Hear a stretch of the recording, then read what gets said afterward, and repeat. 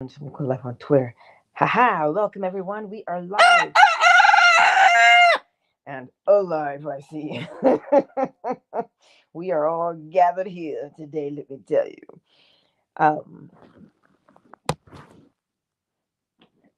Sometimes when we are in the thick of things,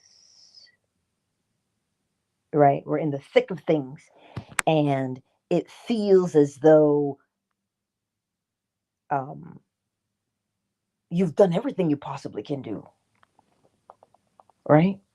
It feels like you've done everything that you can possibly do, and it looks like if nothing is changing. You see, and you get exhausted because you're trying so hard. But here, listen, whippersnapper,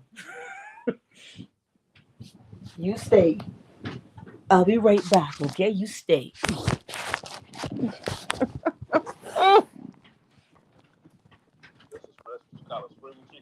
You know, listen, more ways than one. But sometimes when you get exhausted because you're trying so hard, it's not in the trying, and this is what just I'm sorry, Cyber. Cyber says he about blew my eardrums out. I'm sorry. I came out here, he's in there. It's not about the trying. You understand? It is about refocusing yourself in the state every single time, in spite of what it looks like to us on the outside. In spite of what it looks like on the outside, you refocus yourself on the state. What is the state? What would it be like if I were my ideal person? What would that be like? And you go there and you start to, in your imagination, this is where it happens, in the imagination, not on the outside. The exterior is the confirmation that you are in the state. So when you catch yourself saying, oh my God, I'm so tired, I just can't do this anymore. When you catch that, you're not in the state of the wish fulfilled. You are in a state of worry. I know all too well how easy it is to be overwhelmed by your exterior situation. But the encouragement is go with the path of least resistance. And Neville says, experience in imagination what you would experience in reality if you were the man or the woman you wanted to be. So if that is health,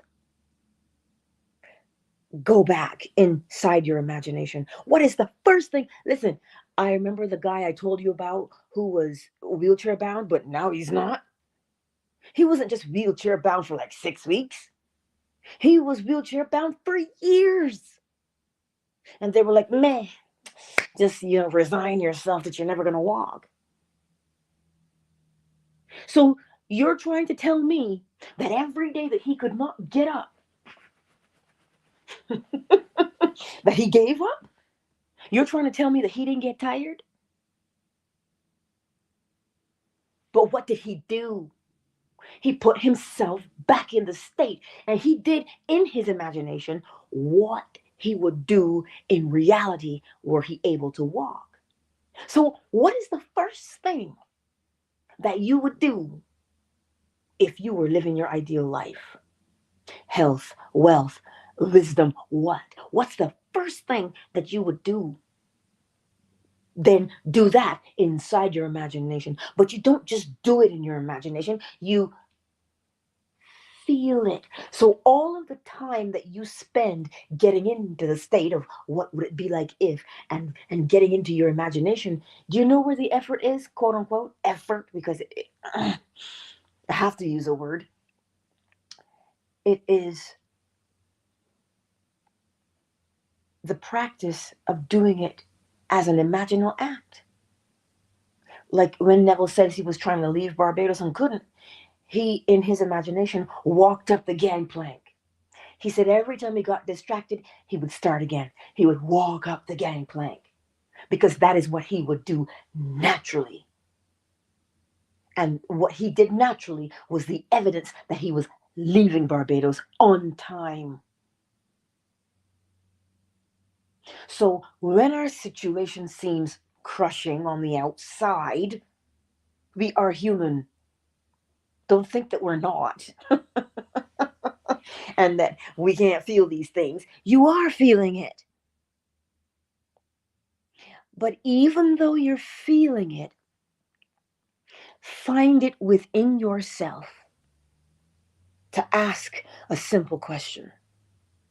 Man, what's the first thing I would do? Because that might be a little bit easier than what would it be like if. What's the first thing you would do? Who's the first person you would tell? Then do it in your imagination, and do it in your imagination, and do it in your imagination until you feel it. Let's put it in layman's terms. We know that men are visual creatures. So they're moved by a pretty thing, right? We know that they are. This is why the scripture can say, if you have looked at that woman with lust in your heart, you've already done it. Why? Because you were moved by the imaginal act. You didn't have to touch her for your body to say, hey. No, you didn't. You just imagined. And what you did in your imagination was so real. Your body said, we did it. That's what I'm talking about this morning. You see, we already do these things. And with women, we're not visual like that, but we are mentally stimulated. So the minute he says something that could be really cool, our imagination runs off and we go, oh, I wonder what it would be like if I went home with him. You see, we already do it. And in your imagination, you start to imagine what you would experience in reality.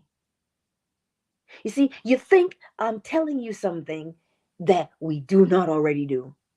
We do it already, but we just take it for granted because it is natural and without effort. So what I am saying to you, if you can do it there, you can do it in the other direction. Of course you can, because you're already doing it. And obviously it is natural to us. So let us not grow weary in doing good. What is the good? The good is getting ourselves in the state in spite of what we see or we hear around us that is contrary. Again, you're not pretending, you're not hoping, you're not wishing, but you are experiencing in imagination what you would experience in reality if you had it. That's what we're doing. Not faking it till we make it. Not hoping for the best. And truthfully, sometimes you want to cry. Well, then cry. But when you're done crying, get back in the state. Don't ignore, don't pretend, but experience in imagination what you would experience in reality if you had it. So, what would be the first thing you would do? What's the first thing you would do? Only you can know that because it's your personality, right? It's your personality. So that's how you know. So today, My beautiful friends, when you have done all that you can possibly do, you put your back into it, you got the elbow grease, when you've done all of that, come back to the realization that all you get to do really is to experience in imagination what you would experience in reality. Because it is that imaginal act that will cause you to do it in reality. And like I said, sometimes it can be hella hard because we're balls deep in it. We're experiencing it. We're living it out. It's happening to us. That's not our time to get discouraged. That's not our time to throw in the towel. That is our time to go into the imagination. And even though you say, oh, girl, I've been in there and I am tired, then you're trying too hard. Because it is easy for us to be in our imaginations. It's super easy to be in there. It requires no special skills. It just requires that you get in it and ask yourself, I wonder what it would be like. And when you ask that question, you are shown what it would be like. And your body will respond. And the moment you feel it, that's when Jesus said, oh, virtue left me. Because he felt.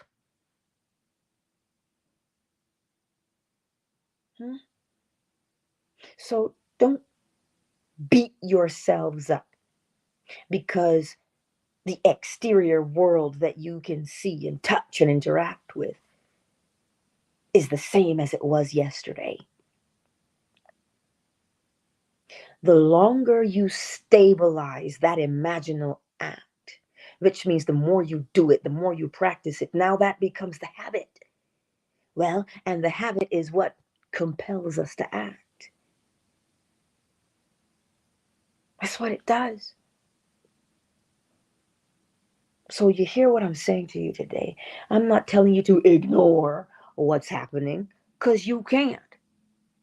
I'm not telling you to pretend that it isn't happening. I'm not telling you to, well, let me cross my fingers. Let me sprinkle some holy water or some pixie dust. I'm not telling you to do any of that.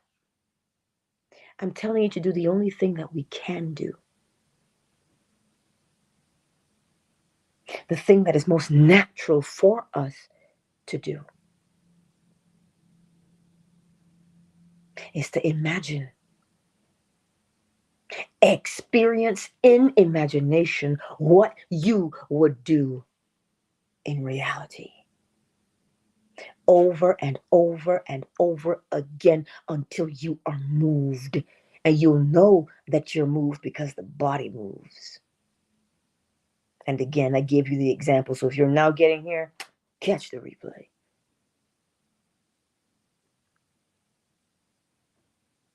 But this is the encouragement today. Seems kind of heavy, but the reason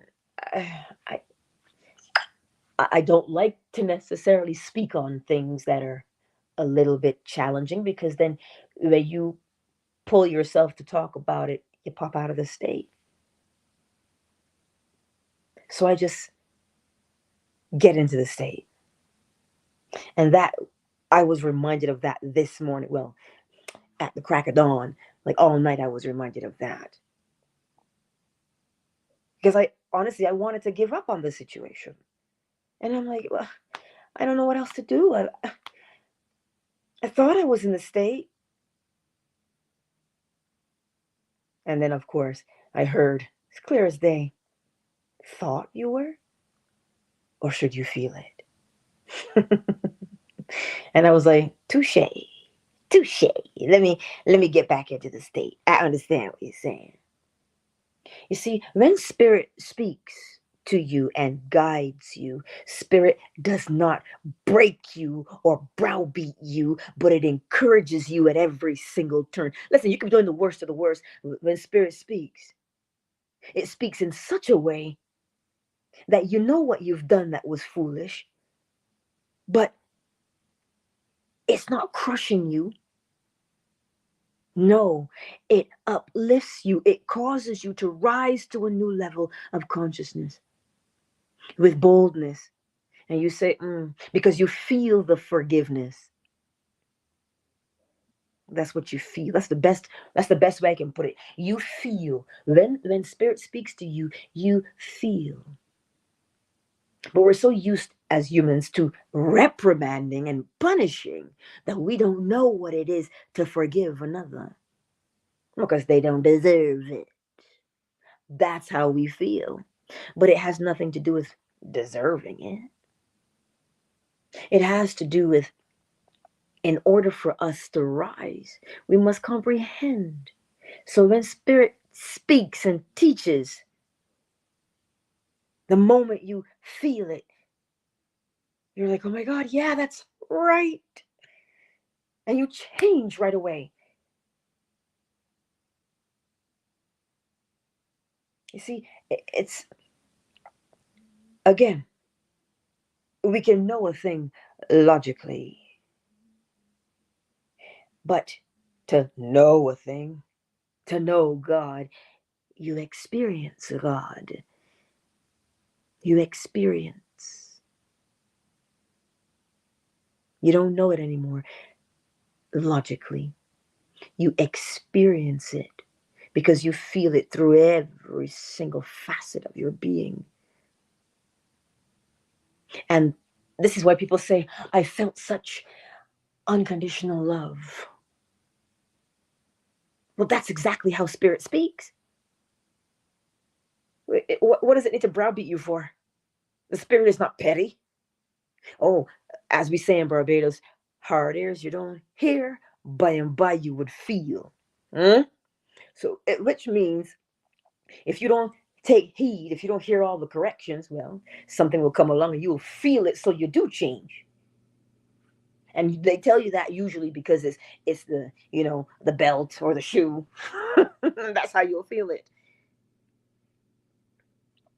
But spirit says to you, I will say it to you in such a way that you feel it in the very fiber of your being. But what you feel isn't pain. What you feel is the unconditional love that, hey, look at what you're doing. Is that really wise? Here is the better option. How about we do that? And you think because spirit whispers to you that spirit doesn't mean business? It is how spirit whispers that compels us to change. Spirit doesn't have to beg and plead with you. Spirit just says what it says. And you know the truth of what spirit says, and you can't deny it. And some of us are more stubborn than others. Some of us have to hear it a couple times before we act. But spirit is patient, if anything. And you got to remember, the only person that hurts in this situation is you, because you prolong the stubbornness. Oh, I'm going to do what I want. Trust me. Let me tell you something, Linda. I know all about stubborn. If you open up the dictionary, there's my face. Stubborn. I don't know. Or as my grandfather would politely say, she's determined. He always had a way about him. So remember today, we do not wrestle, we don't fight, we don't force, but we get into the state of the wish fulfilled. And the way that we get into the state of the wish fulfilled is to experience in imagination what you would experience in reality. That is how we do it. I know. That's just how we do it. I couldn't help myself. Sometimes you just gotta. But I trust today that it makes a little bit more sense to us, so that we are constantly encouraged to what did Paul say? I press on towards the goal. It means you're not looking back. You already know what is back there. But you press on, which means remain faithful to the state. You know that song? Knock, knock, knocking on heaven's door. That one. What do you think you're doing when you persist in the state? That's what you're doing, literally speaking. And somebody goes, who is it? Oh, come in. Because when you knock, you are answered. Which means what? It doesn't mean that you're physically knocking. It means spiritually you are faithful to the state so that all of the things that confirm the state you are in, you will experience. Cause and effect, correspondence.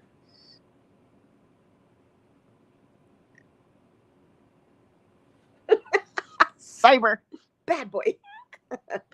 Well, yes, I feel you.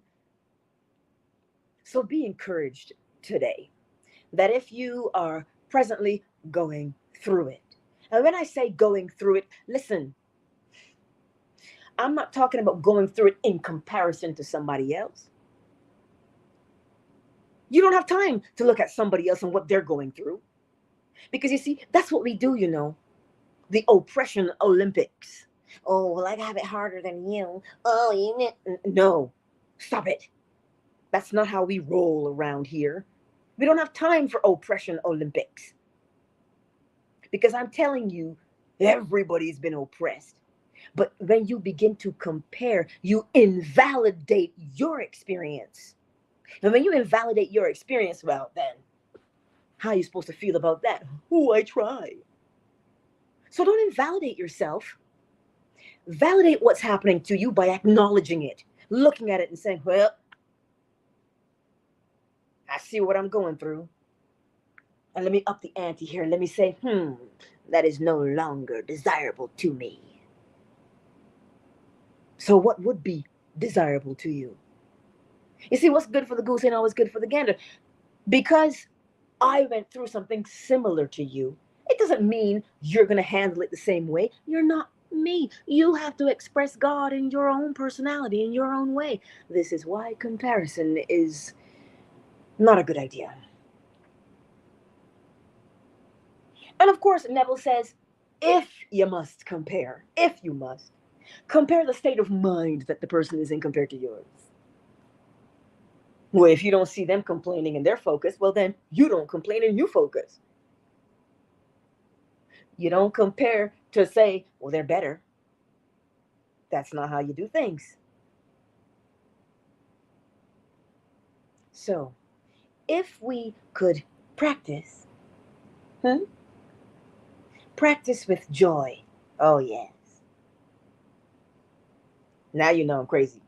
Practice with joy, Angela. Joy. Do you know what I'm going through? You want me to have joy?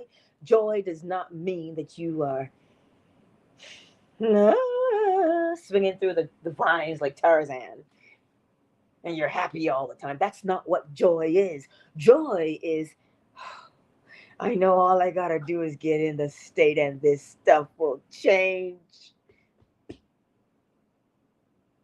And something bubbles up, something springs forth, not gas, but something springs up. And you say, yes, I know all I gotta do is be in the state. And you put yourself in the state. That's your joy. It's joy unspeakable and full of glory. You can't say anything. You just know how you feel. You can't even put it into words, but you get into the state and you experience in imagination what you would experience in reality were you the man or the woman you wanted to be. And because now you're in it and you can feel it, stay there. Linger in the arms of your lover. Linger there for as long as you possibly can and just soak it up and take it all in. And then see how many times you can go there again. Every day, all day. Because think about it, what do? The moment we get a chance and somebody who has an open ear to listen to us complain, that's what we do. So why not, every time you get a chance, slip into the state of the wish fulfilled? Just the tip. Just slip into it. Just, just even a little bit. Even if you could hold it for 3 seconds, just slide it into the state and hold it there because it feels incredible to you. Just do that.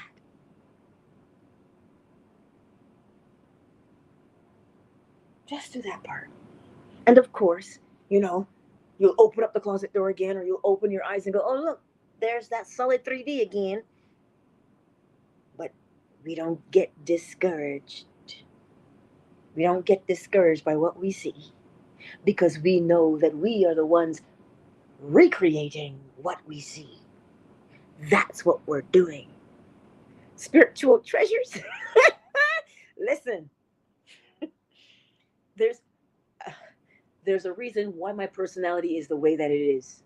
Because when you go through your day and you're confronted with your present situation, the moment you recall that I said to you, just slip into it. Just a tip, just slide in.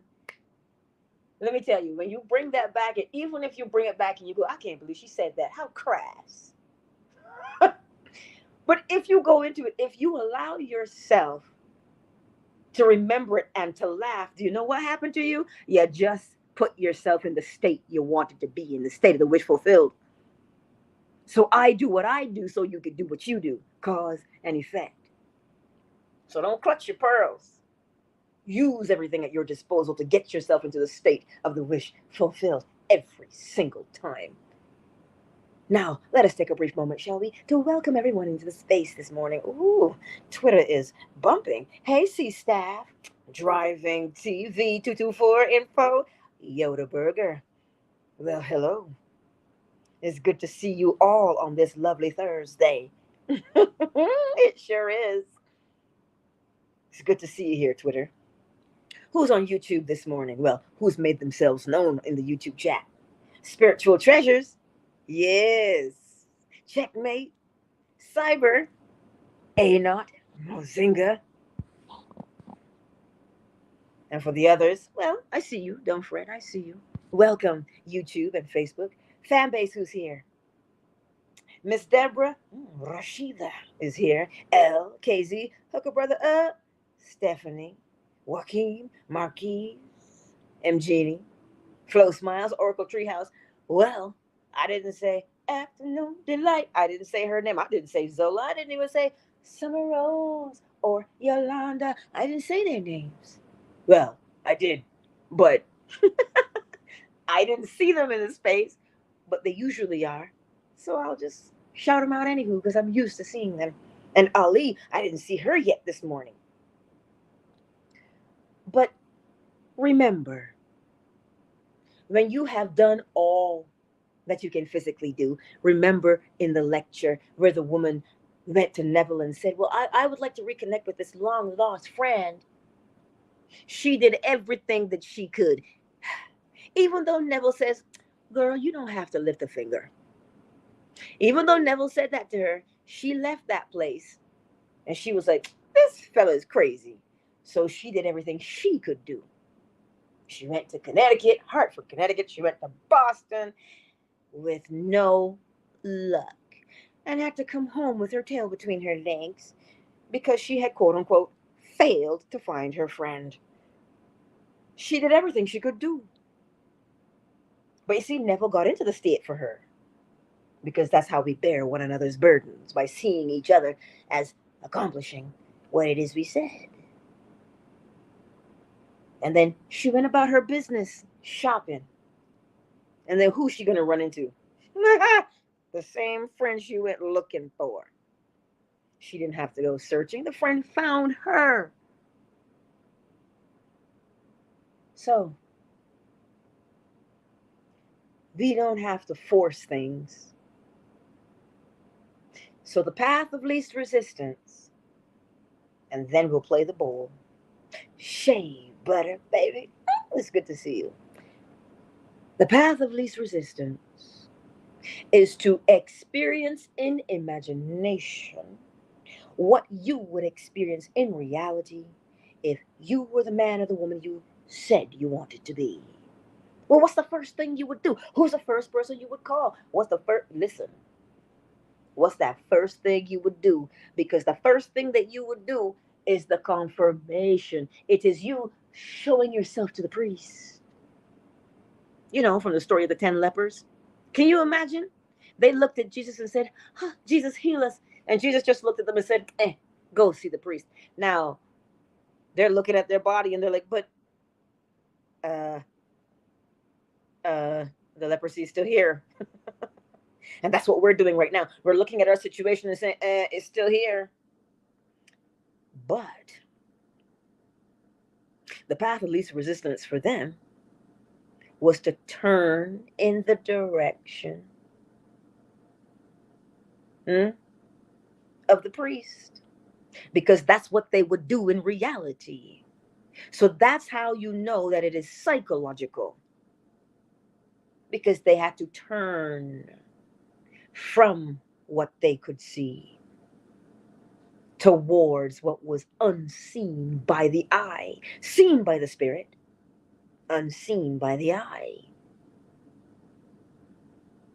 And so that's what they did. That's what we do. So remember, don't fret about how it hasn't changed. Get into your imagination and tell it how to change.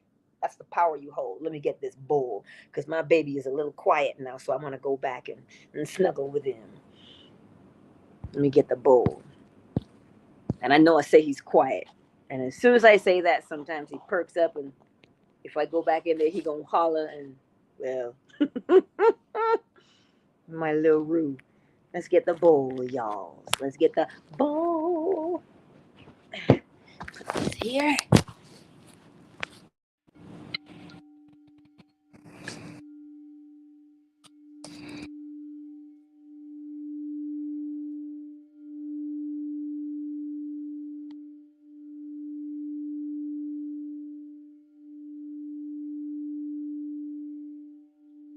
And as you hear that bowl,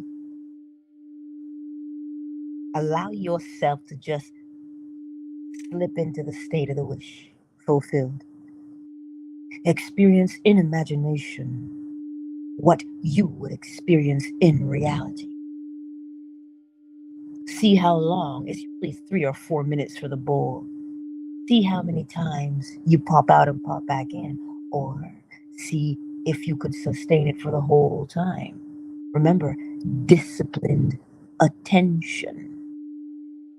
Test it.